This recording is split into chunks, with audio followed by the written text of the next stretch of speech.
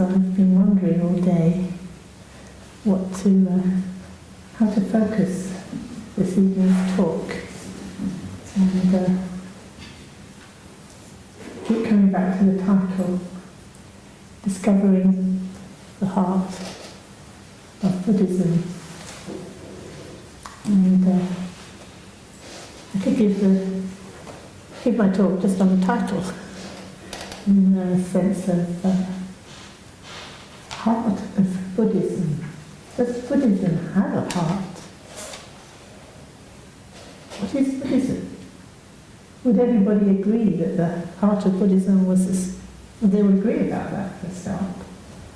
And then discovering the heart of Buddhism. So my mind was going back to the time when we first, I don't know how many years ago it must be now, 15 years ago or whenever, when we first coined this phrase. It arose out of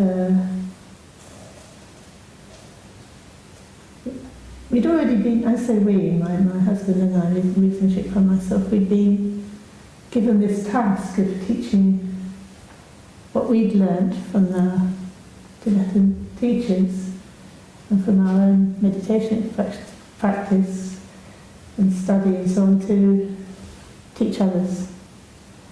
And here we have this wonderful thing, this wonderful jewel, Tibetan Buddhism. And for anybody who knows anything, has had any kind of contact with Tibetan Buddhism, it's rich, it's tremendously rich. It's layer upon layer of richness and subtlety and depth and strangeness and weirdness and kind of eccentricity and the rest of it. And one of the problems we found we had was a lot of that is not attractive, actually. People are living busy lives. They're getting to be interested, even then people were interested in meditation, and since then people have become interested in mindfulness, which sort of includes meditation. It's perhaps a broader term, as a way of living their lives. And what they don't want is more complexity. It's simplicity in people. And here we are with this tradition that has so much ritual, so much imagery,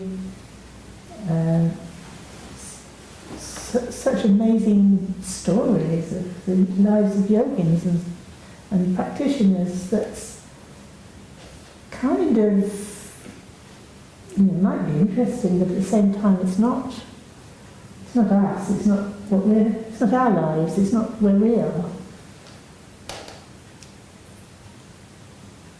So then we were asking ourselves, well then what?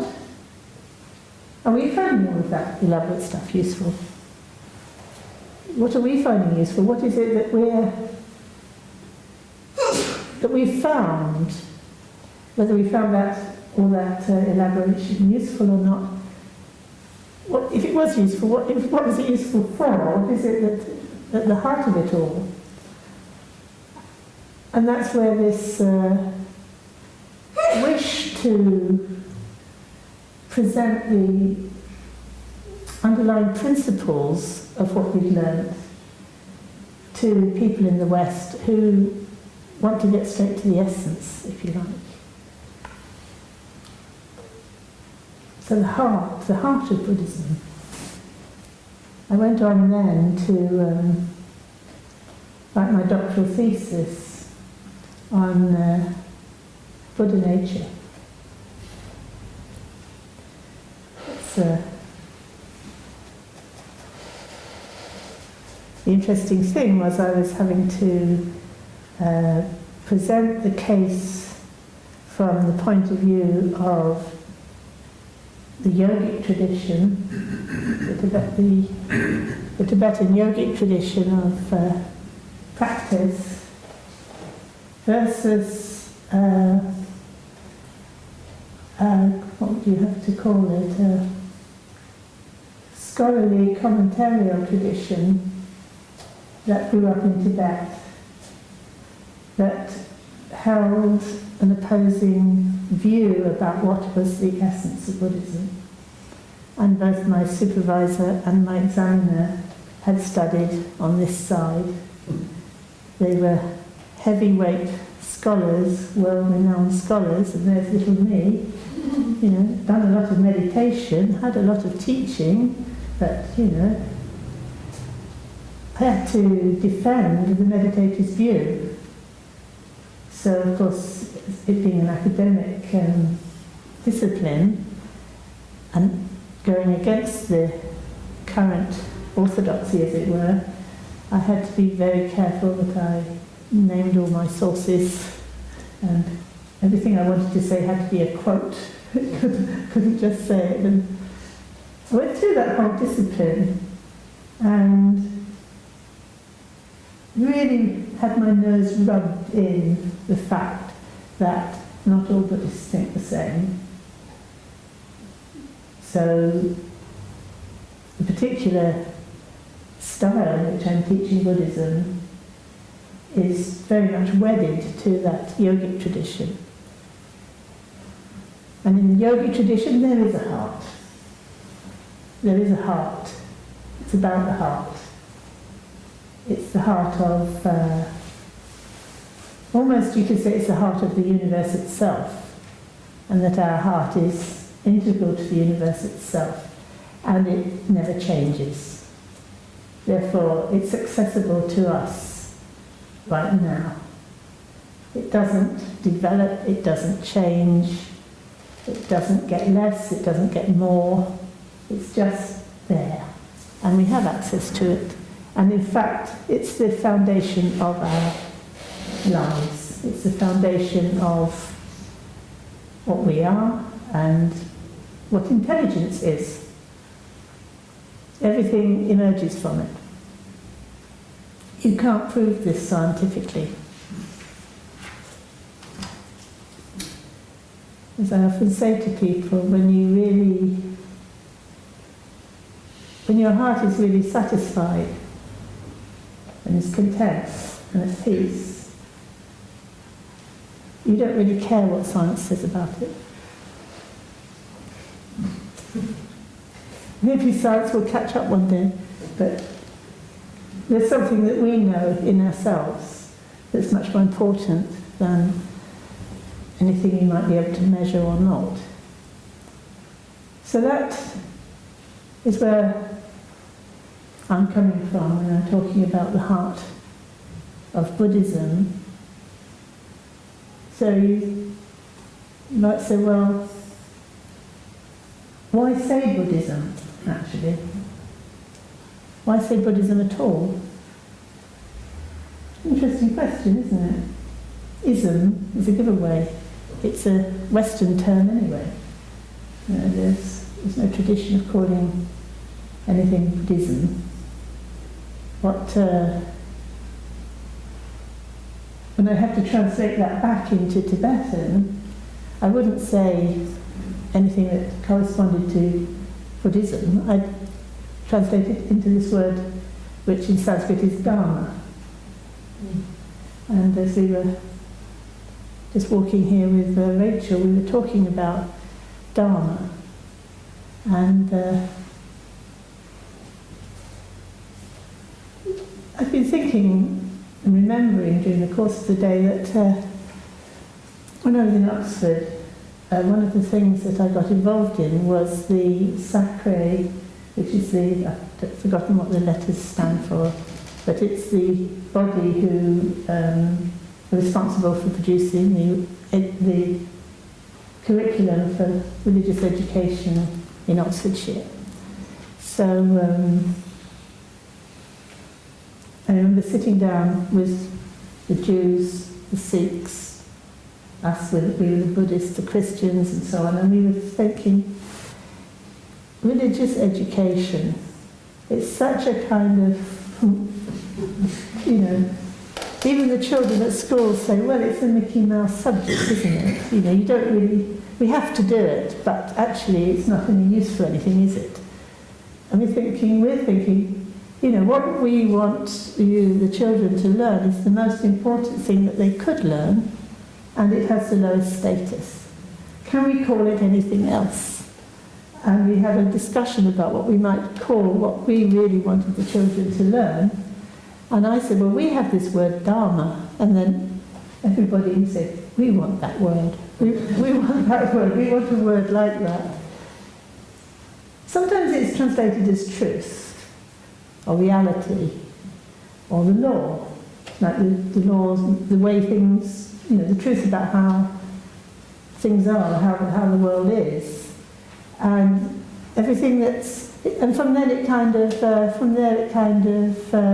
spreads into those things that are conducive to realising this truth. So then it becomes almost a word for religion. But it doesn't, it's not really a translation for religion, because it includes what it's, the truth that is alive and speaking to us. It's what we are, and it's what we practice in order to realise what we are. It's a pretty good word, isn't it? And some people might say, well, that's religion. But unfortunately, it's not what most people think. Well, I say most people, I don't know most people, but I notice in my experience that the word religion doesn't have that kind of uplifting sense to an awful lot of people. They assume they're talking about a belief system, something you have to believe in, or that some people believe in. And isn't that interesting that some people believe in that? But, science is about truth. Religion is about what you'd like to be true, or something that makes your life seem a bit nicer, or some principles you live by, but not particularly truth as such.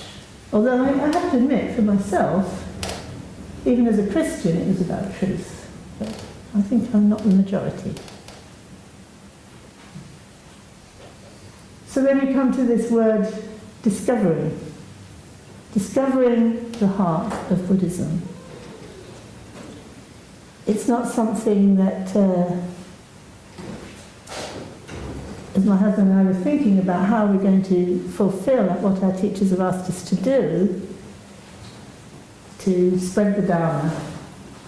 Literally, that's what they're saying, spread the Dharma in the West. The Dharma, the truth, awaken people to the truth. So then there's a big question, is what words are we going to use to do that? Because all the words we've been using are technical words that come from the Buddhist background.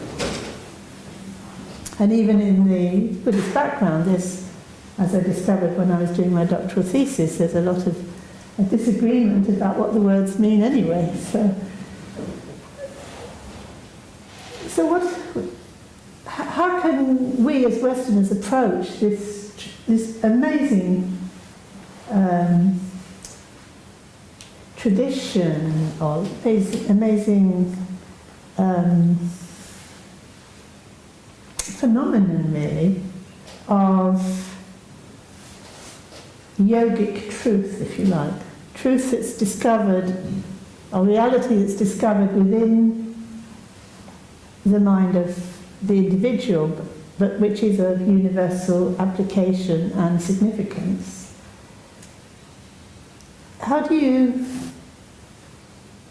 sort of wave a flag and say, it's here, come and have a look, come and see for yourself, as the Buddha said, come and see for yourself what we have here. What words are going to even, who's looking for us, and what words would attract those people who are looking for us? And I think discover is quite a good word, really. Discover the heart of Buddhism. It's an invitation to come and find something for yourself through your own experience. And although Buddhism might sound a little bit technical, we kind of felt that most people who were looking for us would probably kind of suspect it might be in Buddhism. Not always the case, but these days the word has got around that Buddhism might have something of interest.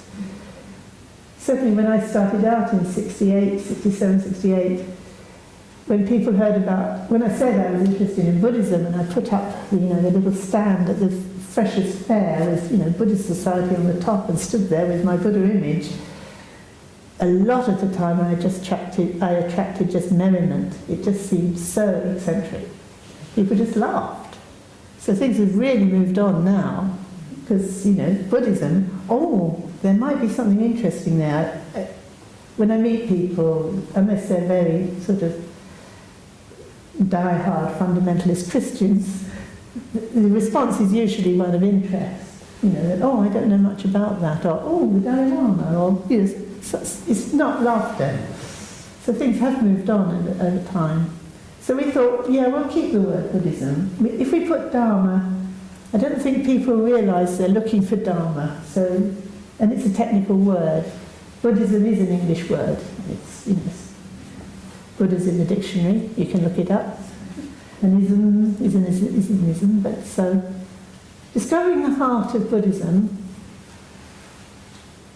and then to present something very profound in language that doesn't assume that you're already familiar with technical language, because anyway, the technical language is not used in a systematic way. I mean, I shouldn't say systematic way, but it's not, you have to know quite a lot about it to know that it's actually being used differently in different contexts and so on. So rather than telling people, well, you have to learn all this technical stuff first, and then we can start talking about Buddhism, let's just talk about what we're talking about in our own language and get these fundamental principles in place. Because one of the problems I found with translating, because I've acted as translator for Lama's Live and I've done written translation, one of the problems is that the words that I'm translating from assume a whole cultural background that isn't present in the words I'm using in English. So once I've translated into English, I've cut off a huge amount of the meaning. And then it reads nicely in English and people might just pick up some sort of sense of what it is. But it isn't all there. And there's certain concepts which are completely absent, really, from the way we think. And these concepts often are unspoken in the original Tibetan because they're so fundamental that everyone thinks like that, so they don't even mention it. Which then means if you're going to get the same effect from what you're saying as you would if you were speaking in the original language, you have to prepare the ground. You have to make a conceptual framework that then supports what the texts are saying, so that you've got something that's coming from our language, which provides a key. And actually the whole course that is written exploring these fundamental principles. If I have to explain to a Tibetan, well, what is this course you've written? And I sort of think to myself, well, what is this course I've written? Is it something new or different? And I don't for a minute think it is at all new or different, otherwise I wouldn't have written it. Because it's emerging from what I learned. So then I think, so what is it? Then I thought, I think you can say the whole course in one word in Tibetan. They have a word which we normally translate as faith. It's normally translated as faith. But in Tibetan, when you say this word, which in Sanskrit is Shraddha, when you say this word, it speaks volumes. Somebody might be telling me, as a translator, they might be telling me about all their feelings and about how they're affected when they see the Lama, how they're affected when they hear the Dharma, how that's changing their whole life, and a whole lot of wanting to explain all about this thing. And generally speaking, I find Tibetans like to keep things short. So, I listen to all this and I realise this person's having a problem, because in English, if you say faith, it doesn't really mean much, so you've got to describe all about it. But in Tibetan, the word faith is, that's all about. So I only need to say, oh, she's talking about Shraddha, she's talking about faith. When she sees you, she feels faith. And the Lama will look and think, right, we're in business. Kind of like something a really powerful thing to say. But you can't do that in English, can you? There isn't if you say, oh, she's got a lot of faith, people, well, goodness knows what that means. Like a bit creepy maybe, or what's she thinking? So it's you can't do it, and to get that same sort of impact, we need those principles in place that give rise to that kind of powerful word, and then you could actually say faith in the same way. And you think, oh, the kind of thing that we study I've learned through discovering the heart of Buddhism. Yes, that's it. And it's a discovery. It's a reality. It's something that's beyond concepts. It's beyond time. It's beyond space. It's an integrated.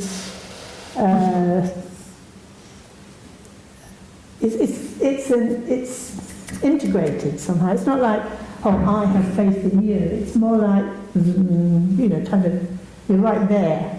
Now you can really practice. So in a way, if I say to Tibetans it's about faith, they say that's really good, because Westerners haven't got it. They need it. So I feel very vindicated, if you like, if I felt I needed some kind of vindication. It's that when you look at your own experience in the right kind of way and you gain confidence in it, and then you can expand your vision sufficiently to link into the, if you like, the timeless, beyond space conceptual reality of what the Buddha realized, you're standing in that place of faith. And in a way, when we talk about meditation in Buddhism, we're talking about just being there in that integrated reality that we already are. But we're not sure yet, are we? We might hear about it and feel, oh, that sounds interesting. That could be what I'm looking for. That rings true. And yet, what do you do? And how do you okay, I want to buy it, but how do I get it? How do I get there? So, and that moment of feeling like that is what we call faith. And that's actually, on the basis of that, one can actually follow the path. And that requires us to follow that through with tremendous determination and honesty. And we need a lot of support, actually.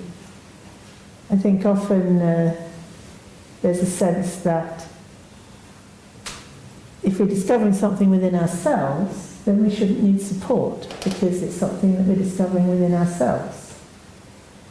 But actually, without support, it's not very likely that whatever we find in ourselves we will actually have sufficient confidence in for it to stabilise. It's very fragile, it's easily lost, easily distracted away from it, easily lose confidence in it. So we need to be somehow supported by being in the right relationship to, if you like, reality. If we put ourselves in the right place, we're less likely to get knocked over, that kind of thing. And this is really what's meant by taking refuge. You take refuge in the Buddha. In other words, reality is beyond space and time, therefore there's no way the Buddha isn't present anywhere, because space, it can't be limited by space and time. So there is actually a sense that the reality of the Buddha is already there, and what we're doing is recognizing that, and recognizing that that is also our reality. And this would be the ultimate taking refuge in the Buddha. So that's maybe for a moment one feels, maybe that's, if that's true, then that sounds right to me. Sort of, I could go along with that, but it's very hard to even remember or to integrate that. So to make things kind of more concrete, you might do something like this, and put something to represent the Buddha. And then that's kind of something we can see, something within our experience that we can relate to, that's representing what it is we're aspiring to, and to the fact that that is actually reality that that's representing. So as I relate to that, I'm relating to the same reality that I've just been talking about, that's not in time, not in space, and neither am I in reality. So there's a kind of, the ritual is a demonstration of reality, if you like. And my opening out to, like making an offering, flowers, incense, lights, bowing, I am really engaging in relating to reality, using the senses to bring that alive and to focus it for myself. And that's very supportive, because that can sit there and it's there. My mind might be flitting all over the place, but that's still there, and I'm still here. I'm still in its presence. So somehow it's not all as, unstable and unreliable as might, moment-to-moment experience. There's an underlying connection with something that's stable and real. And, if you like, liberated from the unreliableness of what's conditioned and impermanent and changing from moment to moment. There's an underlying connection with reality. And this is what we need to discover within ourselves, within our own experience. So there's these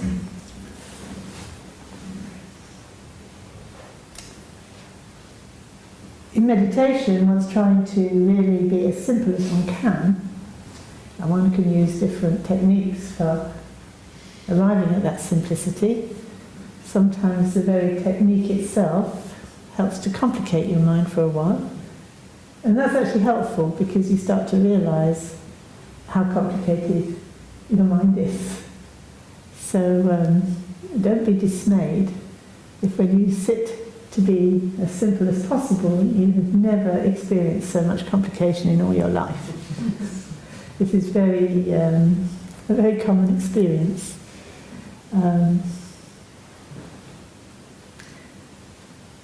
that's why, in a sense, why it's such a good idea to sit quietly, sit still, and not be doing anything. In a way, when we do a meditation session, the best thing of all about it is that we're not doing anything else. What am I supposed to be doing?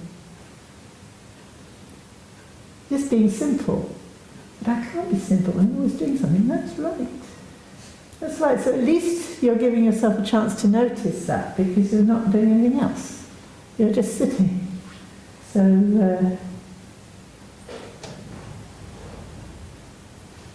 it's very easy though. It's very easy though to simply get lost. You can't stop doing, and off you go. You know, do. You know, planning next week. You know, telling yourself stories about this, that, and the other.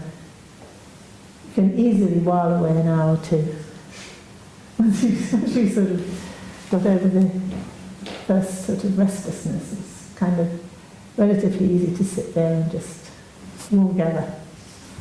So you need to train yourself to wake up and notice what's happening. But then it's interesting that almost the first thing we do when we wake up and notice what's happening is we get complicated. We start telling ourselves off, saying, I shouldn't be thinking. Oh, I'm thinking a lot. Oh, I'm thinking too much. Oh, I'm not thinking enough. Or I'm thinking ordinary thoughts. Or I'm thinking, all sorts of. And the instruction is simply to notice. But there's another voice in us that's saying, yes, but there must be a way that this is going to change things. There must be a way of doing this right. And it's right, there is a way of doing it right, in a funny way. But it's not a doing. And you have to sit for a long time, really, to allow everything to settle down. And so, to kind of help us to settle down, we might be given a technique. It might be a body scan, it might be breath, it might be a simple object, might be just space. We tend to use just space, but maybe I'll explain that as we go along. But in fact, that's just a kind of interim measure, as it were. The object isn't to be able to fix your mind on one thing. It has limited uses. But it is very useful, because if your mind isn't stable, then even if you get a little flash of understanding, it's gone. So you want to be stable enough so that when a little flash or glimmer of understanding of something of greater depth arises, there's enough stability for that to affect you deeply and help to stabilize your whole way of being, really. And that actually does itself, interestingly enough. You think, I've got to stabilize it, so I've got to grab it and stabilize it. And anyone who's practiced meditation knows that doesn't work. If you get a glimpse of something and there's nothing you can do about it, actually, because it is it. And it has its own power, its own energy. It doesn't need you at all. So the best thing you can do at that moment is not to try to grasp it in any way. But then if you think, I mustn't grasp it, I'll push it away, you've just pushed away the very thing that you're inviting in.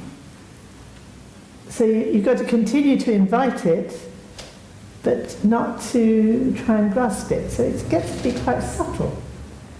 And I'm using it now, aren't I? A kind of mysterious it. Something that's revealing itself. And it's here, isn't it? It's here where I'm pointing to the middle of my chest somewhere. It's revealing itself. Something that's significant, something that's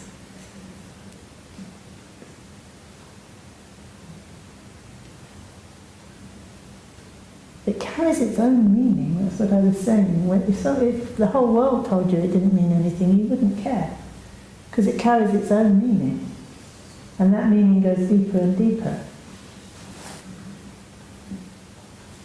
And interestingly, I've not met anybody yet who doesn't know what I'm talking about. So I'd be interested if there's someone here who would say, I haven't the faintest idea. What are you talking about? You know, a heart response. What are you talking about? I sometimes give talks like this at funerals, when everyone's grieving for somebody who's died. And I talk about what's really important here is our heart connection with this person. It's there, we have that heart connection with them. And I find that's where we all meet, we all know. And yet, not one of us could say what that meant. Actually, if someone said, well, you know, what do you mean? I couldn't tell you what I meant. Interesting, isn't it?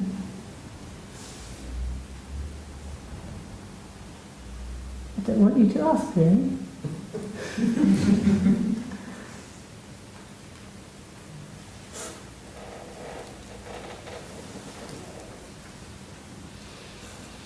So it's not like we don't know. You know, okay, we do have the word heart in English, and we use it in a very profound way. But we don't think of it as something, sort of a technical term. Whereas, you know, in the tradition that I'm translating from, it is very technical, and it is a central term, and it's here. But if we explore that ourselves, what is going on when I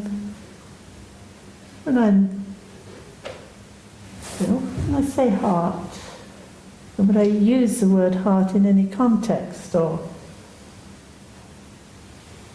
so I encourage people to explore themselves so that we can find what we would call that. And some people don't like to call it heart. Not many, but when I've asked them, they said, I don't like using heart, I don't like using that kind of language. I don't think it's necessary. And then I say to them, okay, so if you're really, you have somebody you really want to talk to in a very sincere way, you know, where would you, in your body, where would you go in your body as you spoke to them? Really directly, one-to-one, really. And then there's that sense of, well, yes, somehow it would be from here. Kind of. And then you discover that actually the reason they don't want to talk about heart is because it is too precious. It's too sacred. It's too easily abused. I'm not even going to talk about it. It's very moving, that, isn't it? I'm not even going to talk about it. I'm not going to risk you saying something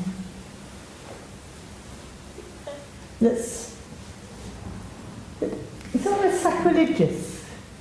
It's something too precious. Maybe there's a lot of grief there, a lot of hurt. But at the same time, it's not just about intense feelings of grief and hurt. It's also our power and our strength. And we lose heart, we lose our courage, don't we?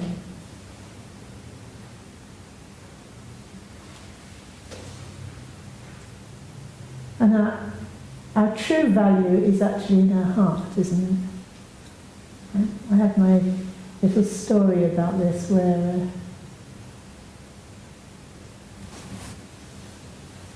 two little girls were talking to me about their results at school. Oh, I'm best at, I came top in maths, I came top in Latin, I came top in French, I got second in art, one little girl was telling me. I'm really good at sport, And then the other little girl said, I'm not good at anything. And then I said, but you've got a good heart, haven't you? And it really changed the whole conversation. Because actually, anyone can have a good heart, can't they? And when it comes down to it, that's more important. How do we know that? Why do we say that? There's something we know. Like the implications of having a good heart.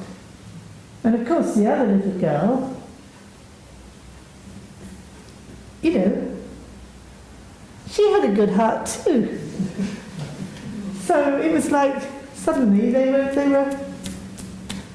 wasn't one was up very clever and one was down very, it was just like, oh, you've got good hearts. And we know that, don't we? We know that's what matters. Our strength, our goodness, our truth, and depth, isn't it? Depth. If you're going to go deeper into what matters, what's significant, what's real, it's here.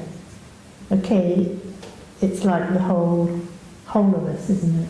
It's the heart of the whole of us on all levels. So as I said, when we were thinking, how do we communicate in the West the underlying principles of what we've learned from our Tibetan teachers and from our practice, we're going to have to start there, really. And we all have this language already. It's not a technical language, but we need to kind of, in a sense, reclaim what we know about our heart, what we intuit, what it really means. So the beginning of the way we laid out this, I don't know, do you call it a training? Do you call it a course? Do you call it a journey of exploration? Do you call it a road to liberation? These are kind of discussions that I think probably all the Buddhist Sanghas are having. What, do you call it a mindfulness course? People are looking for meditation and mindfulness. Maybe they want that word in it because it's a signal, isn't it? Oh yes, I'm interested in that. And but it begins with finding a way of talking about the heart, or at least recognising that's what we're talking about, and the intuitions that we have in the heart.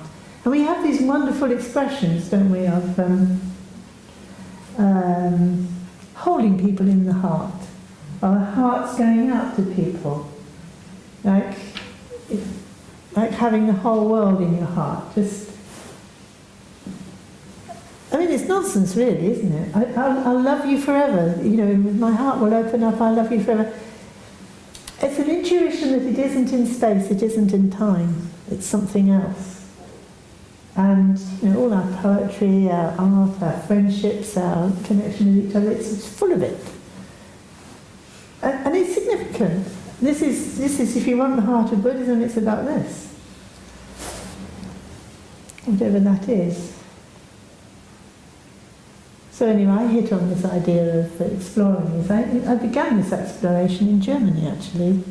I was wondering whether the word heart had the same resonance in German as in English, and they did a kind of, what do you call it, a brainstorm of associations with the word heart. And they came back and said, well, it's children's language. You only talk to children like this.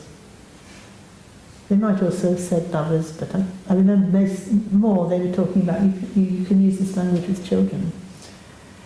And then they'd all changed.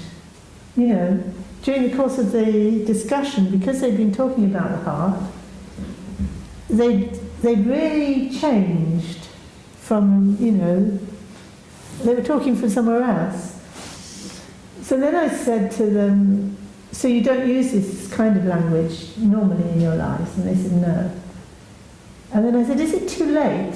They said, in the old days, perhaps we did. And I said, is it too late? Could you now reintroduce it? Is it like not possible to reintroduce it? And they said, no, it is possible to it hasn't really gone. It would be possible to use that kind of language more, and it would be effective. It's just, it's like a completely new idea. So then I came back and tried it in England, and, you know, tried it with English-speaking people, and I find it's an exercise I love to come back to. I love to come back to it, just exploring the resonances of phrases using heart, and just feeling them, just feeling the different qualities that I'm intuiting and are invoked by. It's a word, isn't it? It's pointing at something, isn't it? The word doesn't. The word points at something and it pops out of something. It's pointing back and pointing. And we have that in our language. And we're going to use language to explore our experience. So then the next question that comes up is mind. Very interesting word, mind, isn't it?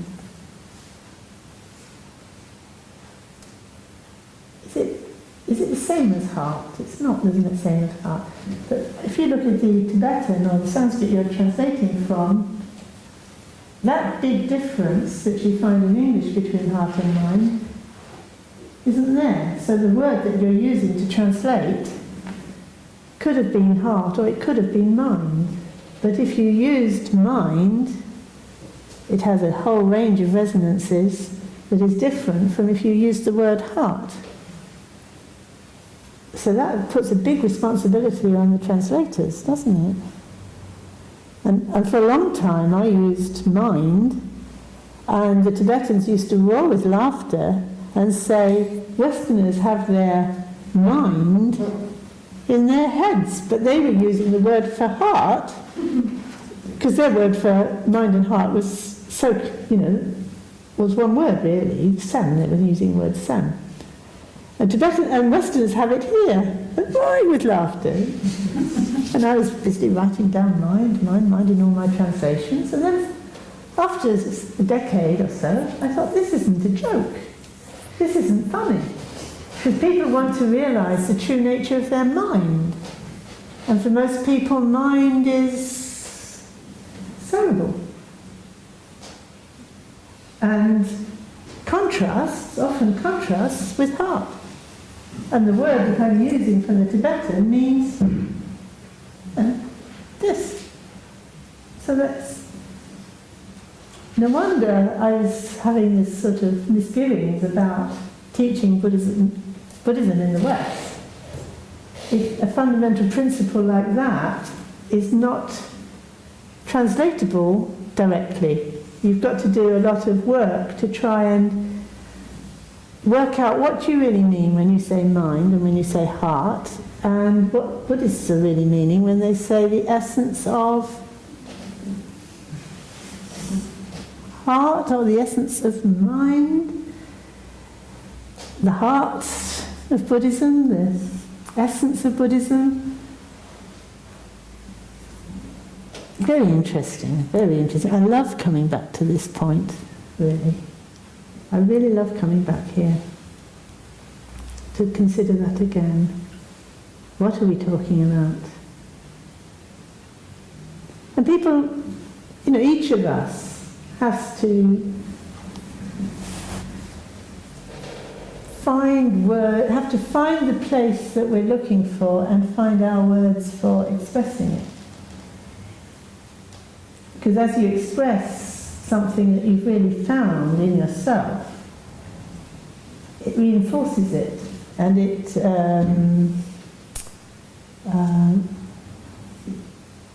And you see, draws it out, really. Draws it into awareness, draws it into the foreground, you might say. And this is very necessary. This is what in Buddhism you talk about. You have to listen to the teaching, then you have to reflect on the teachings, and then you can meditate on the teaching. In other words, you hear something or you read something, like if we present these principles to you, and you consider them, you listen to what's being said, and then you have to reflect. You have to think,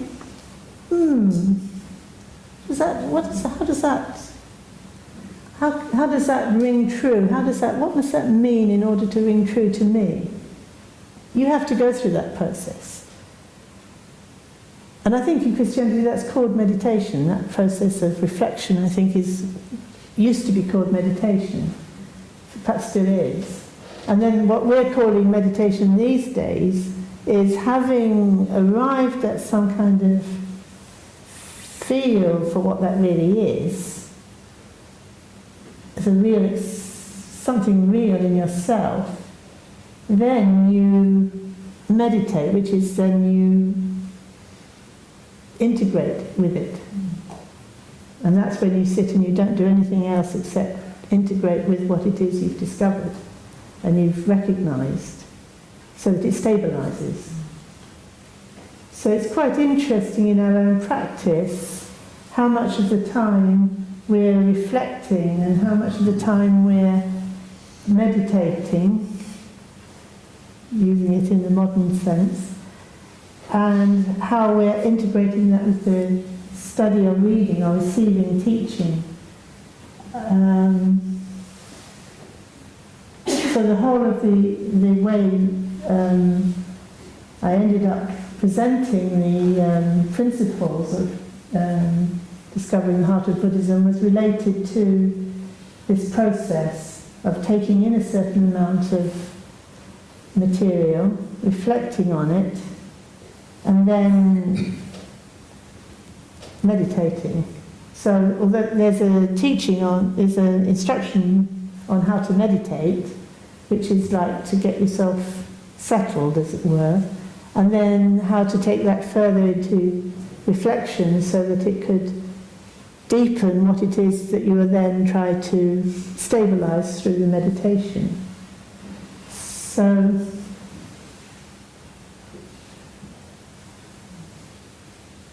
from this kind of process of working with people, working with Westerners, trying to find ways for them to connect to the real heart of what the Dharma is about.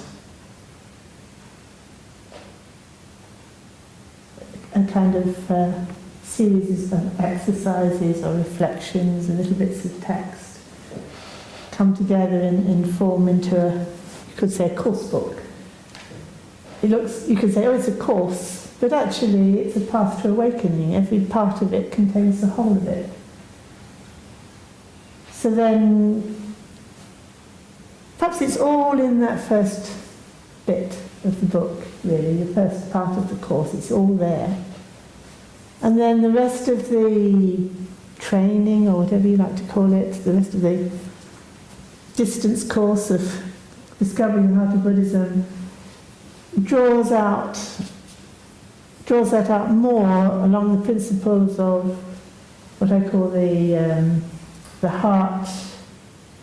Well, first having confidence. How do you move from the discovery to the confidence in what you discover? Then, what is that you've discovered? What is its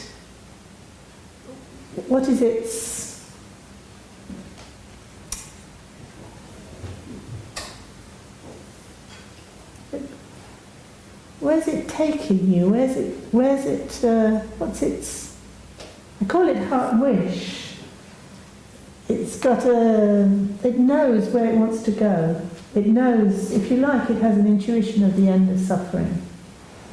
It has an intuition that there is a possibility for the ending of suffering because it's already there in the heart. It's already there. We have it. We already are it. And so that is what's going to carry us through the process of realising it, because it's pushing us, it's driving us. Okay, it gets distorted. I want happiness, that one might give me happiness, I want that. It doesn't give me happiness, so, what else, where can I find happiness? Maybe something there will give me happiness, but it's this longing for happiness is your heart knows. That's what it's looking for, and it's looking in the wrong places. But you've got to rely on that. It's no use saying, oh, well, I shouldn't have any desire, because desire is wrong. Desire brings suffering. So I've got to be there like a piece of wood that doesn't have any desire. No. The desire is misdirected. It needs directing towards its own nature, resting in its own nature, and then the desire would cease because it would be met. It would be what it was looking. It would have found what it was looking for. It would have found the happiness in the true nature, that it is its true nature. So it wouldn't need anything else anymore because it would have found it. So it's the fulfillment of all wishes. So we have to know that, because I think my sense was when I came back and I was bringing this course together with my husband, I had this sense that people felt that they had to suppress even their desire for awakening. As if somehow you had to have no feeling or no sense of joy, or it was like all of that was desire and attachment. But no, it's the opposite. It's true enjoyment, it's true fulfillment of all wishes. It's not grasping at anything. And you need that. You need to recognise that in order to follow the path. It's the most important element on the path, because once you have the desire that's directed in the right direction, you've got the energy and enthusiasm to follow the path and the determination to follow the path. So then you open up then into, well, what is it that you're discovering? What is this? What is this thing we're talking about? We've got poems about it and we've got sort of stories about it, but okay, what is it really? And there's three, you could say it's all qualities, but let's reduce all qualities to three, basically, which is the spaciousness of ungraspability, of not knowingness, in which anything can happen. It's like the nowhereness of ungraspability. And, we use it in a very ordinary way. Oh, the person is very open. And that person is very open. There's no kind of hardness and blocking. It's very open. Anything can happen there. And all these different possibilities can fit. Well, why? Why would that be the case? Because it's the nature, if you like, of intelligence itself. It's the nature of the heart itself. That's why it's so rich. That's why we sense it's the right direction, because actually that is all it is. It's, if you like, beyond all concepts. All the qualities are there without... They can't be represented as anything because they're so complete. And you can intuit it from the very beginning. Although it's not stable. There's lots you can say about that, openness, emptiness. There's lots you can say about the intelligence or clarity that it is, if you like. It's not... Space is an idea that comes out of the nature of intelligence or clarity itself.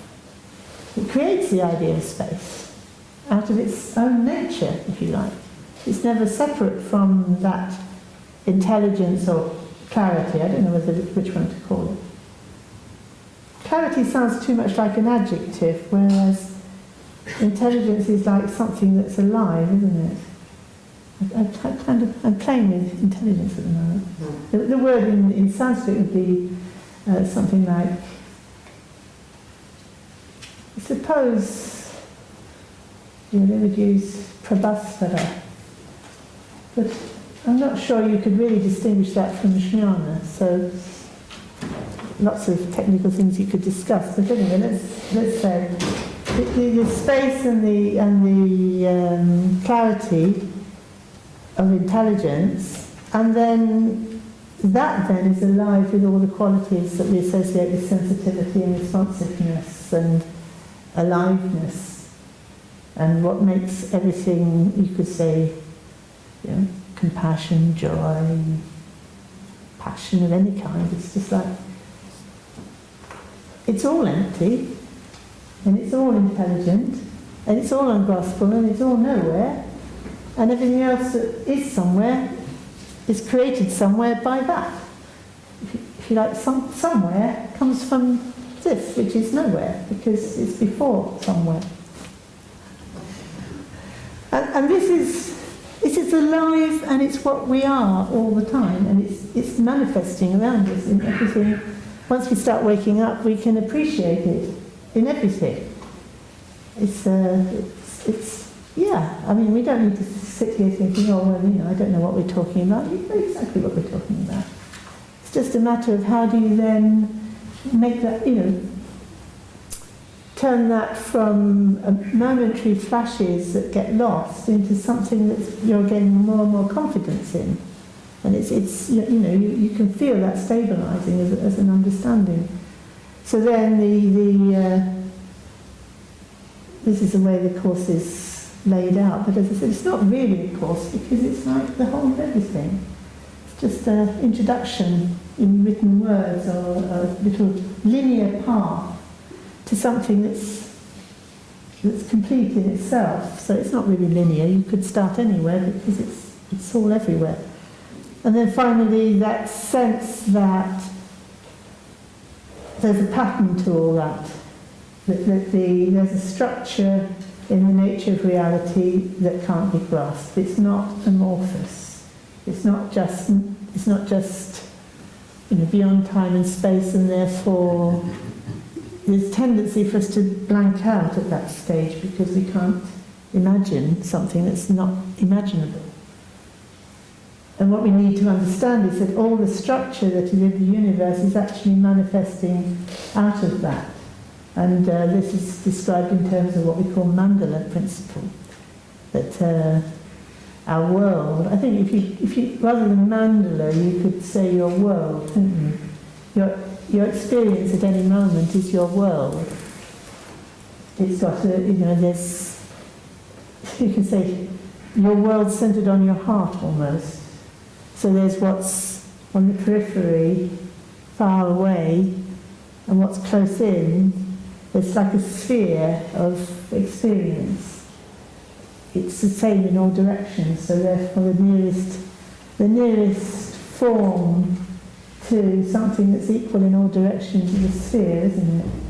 And we use sphere when we say, oh, my sphere, my world, my mandala. And to recognise that our experience is always structured in that way at all levels. So it's not meaninglessly, everything's momentary and disappearing and one thing is completely irrelevant to another. Because that's not true, is it? Everything would be meaningless. If everything was just like momentary and then gone, nothing would be connected to anything else. But that's not how we experience our experience. The more you wake up, the more you sense the integralness of.